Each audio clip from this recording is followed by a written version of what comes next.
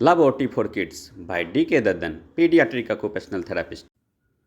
Hello friends, आज हम बच्चों के दैनिक जीवन में दिखने वाले सेंसरी सिम्टम्स और रेड फ्लैग्स के बारे में डिस्कस करने जा रहे हैं। हम सभी की सेंसरी प्रोसेसिंग नीड्स और डिफरेंसेज होती है।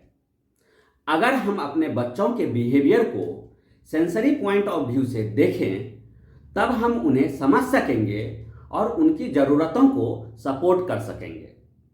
इस लिस्ट में दिए गए अधिकांश बिहेवियर बिल्कुल क्लियर इंडिकेटर्स है कि आपका बच्चा एक निश्चित प्रकार के सेंसरी इनपुट को सीख कर रहा है या अवॉइड कर रहा है, और इसका मतलब यह है कि आपको इसका सपोर्ट करने की आवश्यकता है। आइए इन 10 सेंसरी रेड फ्लैग्स पर एक नज़र डालें जिन्हें शायद आप ध्यान नहीं दे रहे हों। फर्स्ट, अगर बच्चा मूवमेंट को अवॉइड करता है। यदि आपका बच्चा प्लेग्राउंड इक्विपमेंट्स पर चढ़ने, उठापटक करने या झूले पर चढ़ने से डरता है, तो संभवतः वे वेस्टिबुलर और पॉसिबली प्रोप्रियोसेप्टिव इनपुट से बच रहा है। ये हमारी 6th और 7th सेंसेज हैं, जो हमें सेंस ऑफ बैलेंस और बॉडी अवेयरनेस देती है। सेकेंड, अगर बच्चा फूड्स को देखने, टेस्ट करने या स्मेल करने पर गैगिंग करता है। हालांकि यह हमेशा सेंसरी नहीं होता है, लेकिन अगर बच्चे की ओरल सिस्टम अफेक्ट हो रही है तो फूड्स के साथ सामना होने पर अक्सर गैगिंग हो जाता है। थर्ड, अगर बच्चा फ्रीक्वेंटली टो वॉक करता है। बच्चे अक्सर ऐसा करते हैं क्योंकि वे अपने पैरों के सोल पर महसूस होने वाली सेंसेशंस के प्रति अधिक सेंसिटिव होते हैं और यह कोशिश करते हैं कि उनके पैर जितना संभव हो उतना कम सरफेस को टच करें। कभी कभी बच्चे टोज से चलते हैं क्योंकि इससे उनके एंकल पर प्रेशर पड़ता है, जो कि अधिक प्रोप्रियोसेप्टिव फीडबैक है, या यह परिणाम वेस्टिबुलर सिस्टम के ठीक से प्रोसेसिंग नहीं होने के कारण भी हो सकता है। फोर्थ, अगर बच्चा क्लमजी नेचर का है। ऐसे कई कारण हैं कि एक बच्चा अन्य बच्चों की तुलना में अधिक गिरता है या ऑब्जेक्ट से टकराता है, और सबसे अधिक इग्नोर किए जाने वाले कारणों में से एक यह है कि बच्चे की प्रोप्रियोसेप्शन और पॉसिबली वेस्टिबुलर सिस्टम बहुत अच्छी तरह से काम नहीं कर रही है। फिफ्थ, अगर बच्चा पार्टी में छिप जाता है या उसे अवॉइड करता है। यदि आपका बच्चा पार्टीज या अदर पब्लिक प्लेसेज पर जाना पसंद नहीं करता है, तो संभव है कि वह नॉइज, लाइट्स या अनएक्सपेक्टेड टचेज बाय पीपुल से ओवर स्टिमुलेट हो जाए।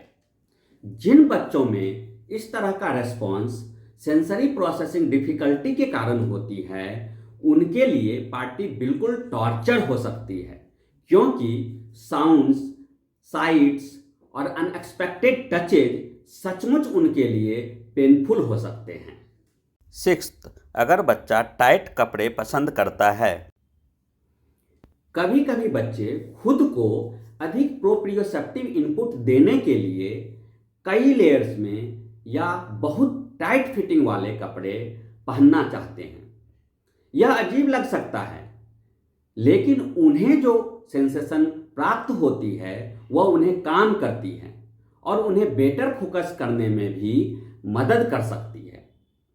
या आपका बच्चा किसी प्रकार के फैब्रिक के बारे में एक्सट्रीमली पार्टिकुलर हो सकता है। ये सब इशूज सेंसरी प्रोसेसिंग से रिलेटेड है। सेवंथ, अगर बच्चा वाइल्डली बिहेव करता है। कई कारण है कि बच्चे कभी कभी दीवारों से उछलते दिखते हैं, लेकिन जो बच्चे हमेशा कूदते, चढ़ते, दौड़ते, धक्का देते और उठापटक करते दिखते हैं, वे आमतौर पर प्रोप्रियोसेप्टिव इनपुट लेने की कोशिश करते हैं और कभी कभी वेस्टिबुलर भी।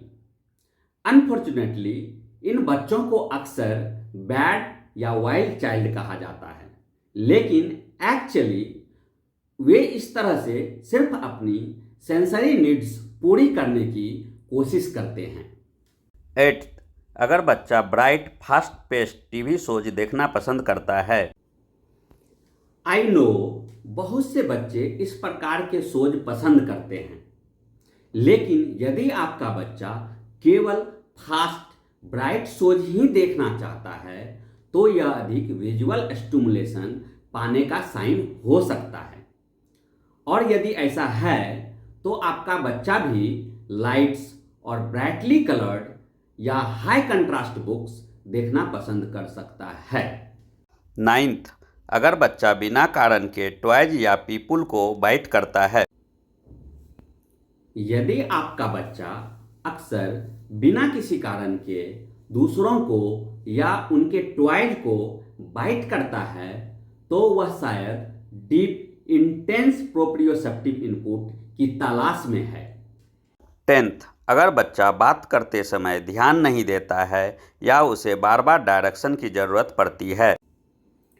हाँ, कभी कभी बच्चे इसे इग्नोर कर देते हैं और कभी कभी यह नॉर्मल भी है, लेकिन अगर यह बार बार होने वाली समस्या है तो यह एक साइन है कि आपके बच्चे की ऑडिटरी और हियरिंग सिस्टम इंफॉर्मेशन को अच्छी तरह से प्रोसेस नहीं कर रही है।